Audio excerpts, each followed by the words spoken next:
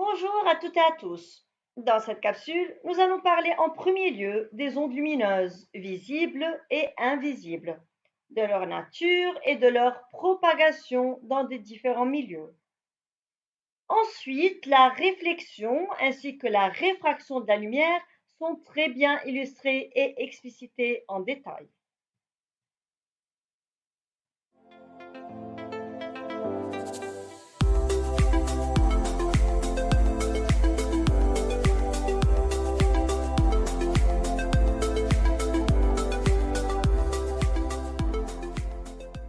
Dans la capsule précédente, celle du spectre électromagnétique, nous avons déjà vu et appris quelles sont les différentes ondes qui composent ce spectre-là.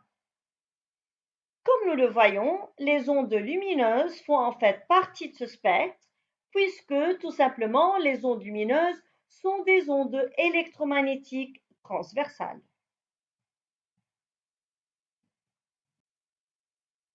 Pour commencer, à très bien savoir que l'onde lumineuse possède les propriétés de propagation à la fois d'une onde électromagnétique et mécanique, puisque l'onde lumineuse se propage dans tout milieu matériel, que ce soit dans un solide, dans un liquide ou bien dans un milieu gazeux. Mais au contraire des ondes mécaniques, les ondes lumineuses peuvent également se propager dans le vide. Je vous donne ici un petit exemple. La lumière du soleil traverse le vide interstellaire avant même de pénétrer dans l'atmosphère terrestre. Mais est-ce que toutes les radiations lumineuses sont-elles visibles? Pensez bien. L'œil humain n'est en fait sensible qu'à certaines fréquences ou bien qu'à certaines longueurs d'onde, celles correspondantes à la lumière ou bien au domaine du visible. Dans ce domaine-là, les fréquences sont comprises entre 3,8 fois 10 exposant 14 Hz et 7,5 fois 10 exposant 14 Hz. Plus simplement, les longueurs d'onde dans le vide correspondant à ce domaine sont comprises entre 400 nanomètres et 800 nanomètres, sachant qu'un nanomètre est égal à 10 exposant moins 9 mètres. La lumière blanche est le mélange de toutes les radiations visibles. Les UV, les ultraviolets, c'est-à-dire, ont des longueurs d'onde dans le vide comprises entre 10 nanomètres et 400 nanomètres. Les UV, à courte longueur d'onde, nocifs pour l'homme, sont absorbés par la couche d'ozone dans la haute atmosphère. Et les infrarouges, IR, ont des longueurs d'onde dans le vide comprises entre 800 nanomètres et 1000 nanomètres. Les infrarouges sont généralement émis par tout corps chaud, comme le Soleil par exemple, et son absorption s'accompagne toujours d'un échauffement.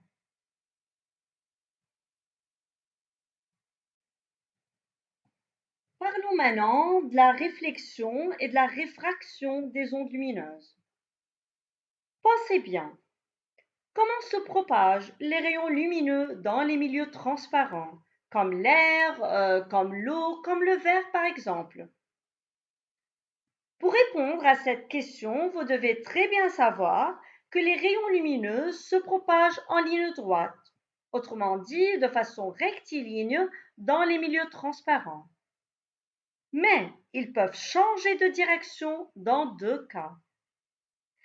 Premier cas, quand ces rayons atteignent un milieu réfléchissant, les rayons changent de direction. C'est la réflexion de la lumière. Deuxième cas, si les rayons passent d'un milieu à un autre, les rayons changent également de direction. On parle ici de la réfraction de la lumière. Commençons par étudier le premier cas, celui de la réflexion de la lumière.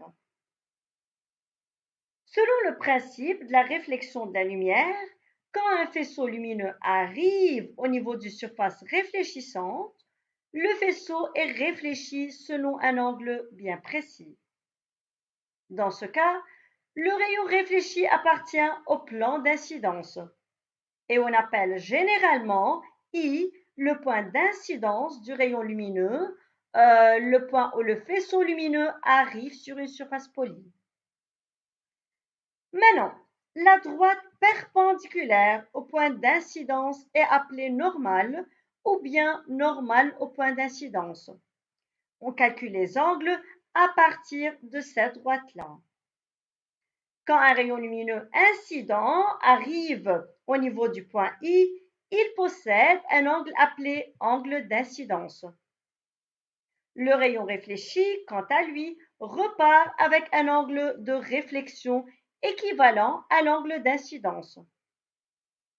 Pour définir les angles, en premier lieu, l'angle d'incidence petit i est l'angle séparant le rayon incident de la normale et l'angle de réflexion petit r est l'angle séparant la normale mais du rayon réfléchi comme le montre la figure. Et ces deux angles sont égaux. Ça, c'est le cas, par exemple, d'un rayon lumineux qui frappe un miroir, donc ça va se réfléchir. Je vais vous donner maintenant un autre exemple. Prenons un laser qui envoie un faisceau lumineux dans de l'eau. Que se passe-t-il quand le rayon incident frappe l'eau? Pensez bien. On va observer une déviation du faisceau lumineux lorsqu'il pénètre dans l'eau. On dit alors que le faisceau lumineux est réfracté.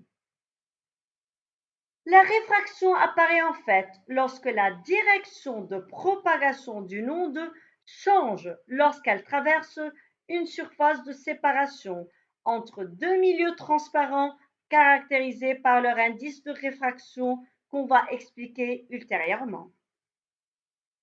Le rayon incident est en fait le rayon de lumière se propageant dans le premier milieu.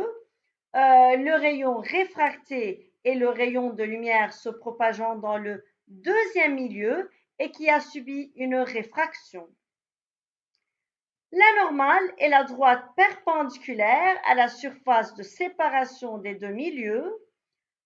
Autre petite définition, l'angle d'incidence petit i est l'angle entre le rayon incident et la normale. L'angle de réfraction petit r' est l'angle entre le rayon réfracté et la normale. On l'a nommé r' pour pouvoir le distinguer de petit r, l'angle de réflexion. Un cas particulier. Lorsque le faisceau lumineux arrive perpendiculairement à la surface de séparation des deux milieux, il n'est pas du tout dévié. Pour conclure, une onde lumineuse réfléchie a la même célérité, la même fréquence et la même longueur d'onde que l'onde incidente, tandis que l'onde lumineuse réfractée a la même fréquence que l'onde incidente, mais sa célérité et sa longueur d'onde ne sont pas du tout les mêmes.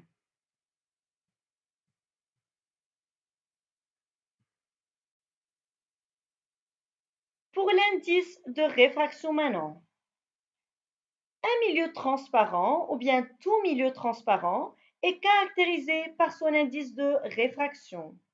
Il est noté petit n et s'exprime sans unité. Voyons pourquoi. Voilà la formule qui nous aide à trouver sa valeur, n égale à c sur v.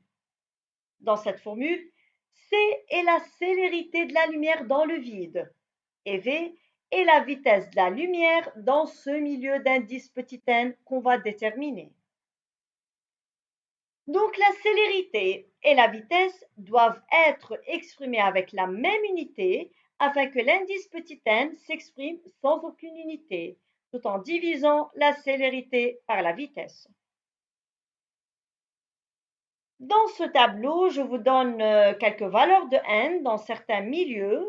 Dans le vide, la valeur de n est égale à 1, dans l'eau, c'est de 1,33 et dans le verre, c'est d'environ 1,5. Que pouvez-vous réaliser après avoir lu les différentes valeurs du tableau? Et que pouvez-vous conclure?